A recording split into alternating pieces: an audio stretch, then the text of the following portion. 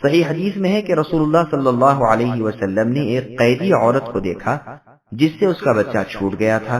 وہ اپنے بچے کو پاگلوں کی طرح تلاش کر رہی تھی، اور جب وہ نہیں ملتا تو قیدیوں میں سے جس بچے کو دیکھتی اسی کو گلے لگا لیتی، یہاں تک کہ اس کا اپنا بچہ مل گیا۔